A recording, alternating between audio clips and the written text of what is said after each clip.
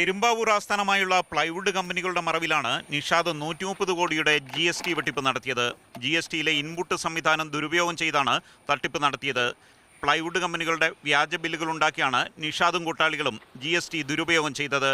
കഴിഞ്ഞ ദിവസങ്ങളിൽ GST plywood കമ്പനികൾ നടത്തിയ റെയ്ഡിലാണ് വമ്പൻ തട്ടിപ്പ് കണ്ടെത്തിയത്. പ്ലൈവുഡ് കമ്പനികളുടെ ഉടമകളല്ലാത്ത ആളുകളുടെ പേരിൽ ബില്ല് പ്രിന്റ് ചെയ്ത് പെരുമ്പാവൂരിൽ നിന്ന് പോകുന്ന ട്രക്കുകളിൽ കൊടുത്തുവിട്ടാണ് ക്രമക്കേട് നടത്തിയത്. പാവപ്പെട്ട ആളുകളുടെ പാൻ നമ്പരും ആധാർ കാർഡും വരെ നിഷാദ് ദുരുപയോഗം ചെയ്തു. നിഷാദിന്റെ നിരവധി വ്യാജ ബാങ്ക് അക്കൗണ്ടുകളും പരിശോധനയിൽ കണ്ടെത്തിയിരുന്നു. ഈ ബാങ്ക് അക്കൗണ്ടുകൾ വഴി 100 കോടിയിലധികം രൂപയുടെ ഇടപാട് നടന്നതായി പ്രാഥമിക അന്വേഷണത്തിൽ തന്നെ GST വകുപ്പ് കണ്ടെത്തിയിരുന്നു. GST നിലവിൽ വന്നതിന് ശേഷം കേരളത്തിലെ ആദ്യത്തെ കേസും രാജ്യത്തെ ഏറ്റവും വലിയ കേസുമാണിത്. നേരത്തെ പെരുമ്പാവൂരിൽ വെച്ച് അറസ്റ്റിലായ നിഷാദിന്റെ ചിത്രമെടുക്കാൻ ശ്രമിച്ച മാധ്യമപ്രവർത്തകരെ നിഷാദിന്റെ കൂട്ടാളികൾ തടഞ്ഞിരുന്നു.